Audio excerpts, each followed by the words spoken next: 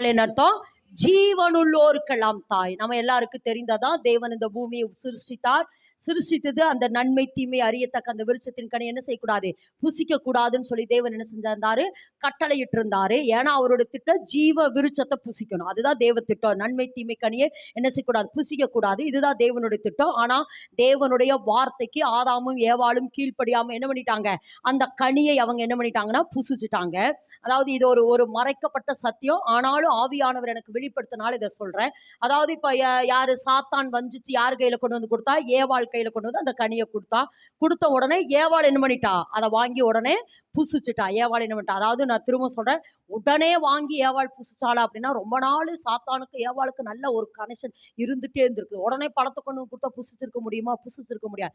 ரொம்ப நாள் அந்த பேச்சுவார்த்தைகள் இருந்தனால டக்குன்னு அவன் என்ன செஞ்சா, வாங்கி புசிச்சுட்டா. புசிச்ச உடனே இந்த கனியை கொண்டு போய் யாருகிட்ட இப்ப கொடுக்குறான்னா, ஆதாம்கிட்ட கொடுக்குறான். இப்ப நம்ம என்ன ஈஸியா சொல்லிட்டோம், அந்த கனியை வாங்கி ஆதாம் உடனே புசிச்சுட்டான்னு சொல்ல. அப்படி நடக்கல. அப்படி என்ன செய்யல, இதை ஒரு நாள் என்னுடைய ஜெப அறையில தேவன் வெளிப்படுத்தினான். அப்போ கொண்டு போய் கொடுத்த உடனே ஏவாள் கொண்டு போய் அந்த கனியை கொடுத்த உடனே ஆதாம் வந்து அந்த கனியை உடனே வாங்கி புசிக்கல, ரொம்ப யோசிச்சான். என்ன பண்ணாரு, ஏன்னா இந்த கனியை தேவன் என்ன செய்யக்கூடாது, புசிக்க கூடாதுன்னு சொல்லியிருக்கிறார். ஒண்ணு. ரெண்டாவது, இப்ப ஏவாள் வந்து இந்த கனியை புசிச்சுட்டா. அவ புசிச்சுட்டு தான் கொண்டு வந்து யாருக்கு கொடுக்குறா, ஆதாம் கொடுக்குறா. இப்ப புசிச்ச உடனே இப்ப என்ன ஆயிடுச்சுன்னா, இந்த வார்த்தை, இந்த கனியை புசித்தபடினாலே தேவன் சொன்ன வார்த்தைக்கு கீழ்ப்படியில. ஒண்ணு.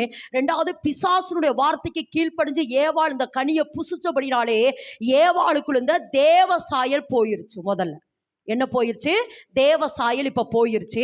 இப்ப தேவனுக்கும் ஏவாளுக்கும் இருக்கிற உறவு கட்டாயிருச்சு.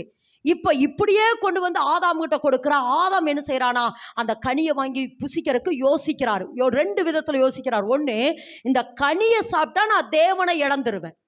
புரிஞ்சா? இந்த கனியை சாப்பிட்டா, ஏன்னா இந்த கனியை சாப்பிடக்கூடாதுன்னு தேவன் சொல்லிக்கிறாரு. இந்த கனியை சாப்பிட்டா நான் தேவனை இழந்துருவேன். இந்த கனியை சாப்பிடலைன்னா யாரை இழந்துருவேன், ஏவாளை இழந்துருவேன். ஏன்னா இப்ப ஏவாள் இந்த கனியை சாப்பிட்டு தேவசாயில போயிருச்சு அப்படின்ட்டு. ஆனால் புருஷனானவன் மனைவியோட எசஞ்சிருக்கணும், இதுதான வேத வார்த்தை அப்படின்னு சொல்லிட்டு ஆதாம் ரொம்ப ரொம்ப ரொம்ப ரொம்ப துடித்தார் அந்த இடத்துல. எப்படி, எதை வச்சு சொல்றீங்க அப்படின்னா, பிந்தின ஆதாமாகிய இயேசு கிறிஸ்து பிதாவை விட்டு பிரியருக்கு துடித்தார். எப்படி துடித்தார்னா, இயேசு கிறிஸ்து சிலுவையில இருக்கிற பொழுது எல்லாருடைய பாவங்களையும் தன்மேல் போட்ட உடனே பிதாவுக்கும் இயேசு கிறிஸ்துக்கும் பெரிய ஒரு பிரிவினை வந்துருச்சு. பாவத்தை பார்க்காத சுத்தக்கண்ணனான தேவன் இயேசுவை பார்க்கல. அப்ப இப்ப ஏசப்பாவை தேவன் பார்க்கல.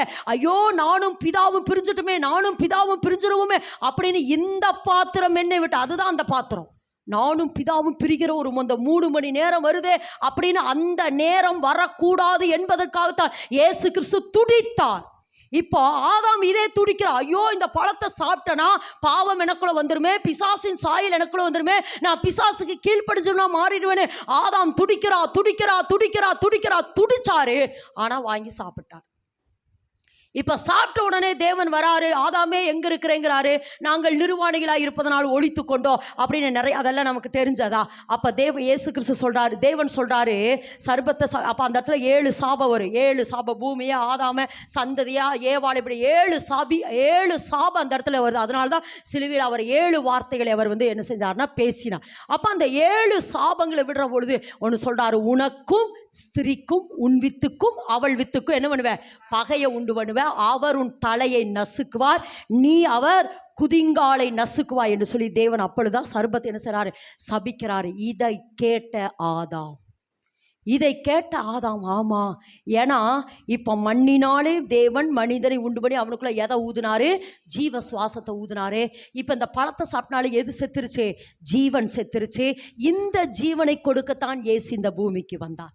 திருடன் திருடவும் கொல்லவும் அழிக்கும் வருகிறானே அன்றி வேறொன்றுக்கு வரான். நான் அவைகளுக்கு ஜீவன் உண்டாயிருக்கும், அது பரிபூர்ணப்பட வந்த. அப்போ நல்லவளிங்க அந்த இடத்துல ஆதாம் நிர்ணயித்து தெரியுமா, ஜீவனை கொடுக்க ஒருவர் வருவாரு. என்ன பண்ணாரு, ஜீவனை கொடுக்க ஒருவர் வருவார். ஏவாளே, அந்த ஜீவனை நீ மற்றவர்களுக்கு கொடுக்கிற. ஜீவனுள்ளோருக்கெல்லாம் தாயாக, நல்ல கரந்தட்டுமா, ஜீவனுள்ளோருக்குள்ள தாயாக, ஜீவனுள்ளோருக்குள்ள தாயாக நீ மாறணும். அதுதான் என்னது, நல்லா சொன்ன, அது என்னது, ஜீவனுள்ளோருக்கெல்லாம் தான். தாயில 3 வகை இருக்கு. ஒன்று இஸ்ரவேலிலே தாய், அடுத்து ஜீவனுள்ளோர்க்குளம் தாய், அடுத்து என்னது சாராள் பேர் என்னது, ஜாதிகளுக்கு தாய். யோசிக்கிறீங்க பாருங்க, ஜாதிகளுக்கு தாய், ஜீவனுள்ளோர்க்குள தாய், இஸ்ரவேலிலே தாய் தெபோராள். சரி, ஓகே. அப்போ இப்போ என்னன்னா ஜீவனுள்ளோர்க்கலாம் தாய். இன்னைக்கு காலையில் ஏசாப்பா இந்த ஜபவினத்தோடு எழுப்பினார். ஆண்டவரே, இனி இப்போ புரிஞ்சுச்சாமா, ஜீவனுள்ளோர்